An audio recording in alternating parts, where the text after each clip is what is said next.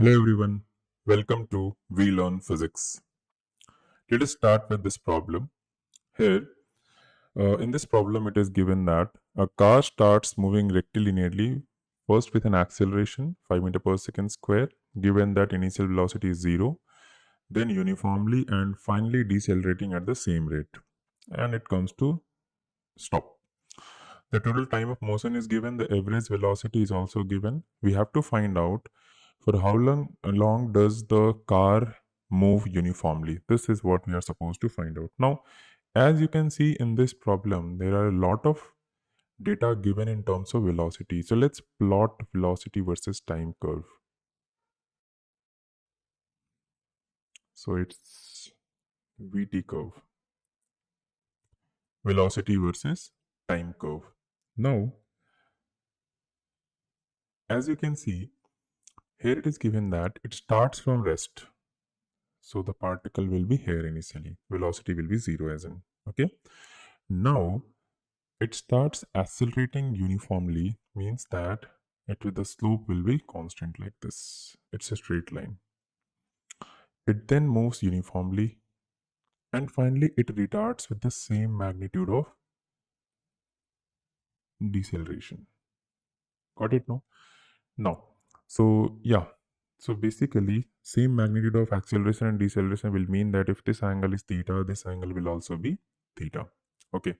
Now this total time it is given to be 25 seconds. From here till here it is 25 seconds. And average velocity is given to be, this is equal to 70, 72 kilometer per hour, which is nothing but, let's first convert it into meter per second. So it will be 72 into 5 by 18 meter per second. So it will be nothing but 20 meter per second. So these are the information which is given in the question. We have to find out for how long it moves uniformly, as in we need to find this time. Let's say this time be delta t. So we need to find out this delta t. Now, according to the question, one more thing we can make out that if it takes time t from 0 to reach at a certain value of velocity, let's say here, then it will take same amount of time in reaching from that velocity to 0, isn't it? Because the rate of acceleration as well as deceleration, the magnitude there are same. So if it is t, now the slope is given to be here, tan theta is, according to the question, is nothing but acceleration, isn't it? And that is basically 5. So can I say if it is t, this velocity will be v naught. Now, can I say that V naught is equal to 5 into t? Using this triangle tan theta, we can say no, right?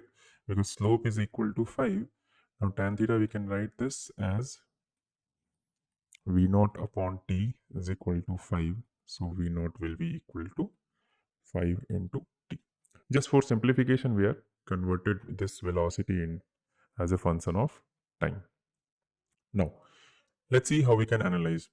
So, first of all, from here, just looking at the time domain, we can say that 2t plus delta t, this entire time is nothing but tau, which is 25 seconds. Got it? This is the first equation. Now, also you had information in terms of average velocity. So how do we define average velocity? You must remember average velocity is total displacement divided by total time.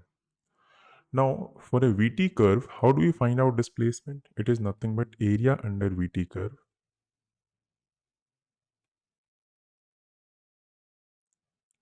divided by total time, which is tau. Got it? So we'll use this definition to find out the result. Now, area under VT curve. This VT curve is nothing but a trapezium, right? Now, area of trapezium, if you remember, it is half into sum of parallel sides into height or perpendicular distance. I'll just write it as height here. Divided by tau we have to do. Let's put the values and do the calculations. So according to the question, average velocity is 20 is equal to half. Now sum of parallel sides you will have See, from here till here, this distance is nothing but this length is delta t. Got it? While this is 2t plus delta t. So it will be 2t plus delta t. This is one of the side, and the other side will be plus delta t again. Got it? So 2t plus delta t. Now into this height unit, right? So height is how much? V0, which is nothing but 5t, divided by total tau. Tau is 25. Okay. So now if you do the calculations and all, it will be solved. So this 5, say this will go in 5 times, and yeah.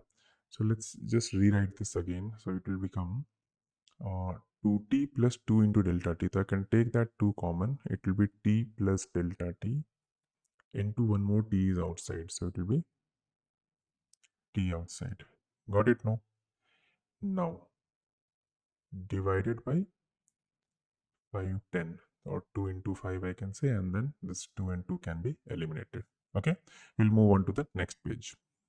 Acha, one more thing. From here you can see that from here we can write delta t in terms of t we can express. So delta t will be equal to how much? This will be 25 minus 2t. Got it? We'll use this relation later on. Okay, so let's move on to the next slide. So it is 20 is equal to t plus delta t into t divided by 5. 20 equal to t plus delta t into t divided by 5, and also delta t equal to 25 minus 2t. Also delta t is equal to 25 minus 2t. Got it? Okay. So just multiply this and you will get the result. Now let's bring this entire thing into t ka function. Let's bring it into t function. So it will become, from here you will have 100 is equal to t plus delta t is 25 minus 2t into t. So from here 100 is equal to, it will become 25t minus t square. Right, 25t minus t square. So you will have a quadratic like this, t square minus 25t minus plus 100 is equal to 0. So this can be factorized as t square minus 20t minus 5t plus 100 equal to 0.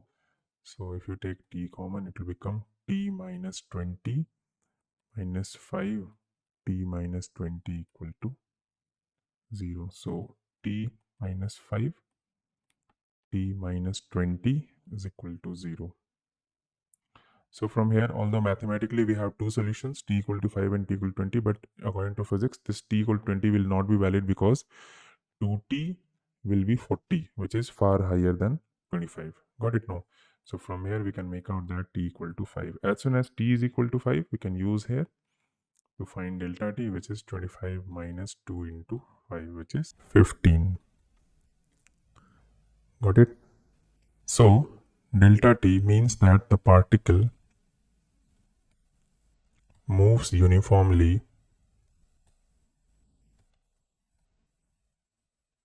for 15 seconds. Hope you all have understood this. Thank you.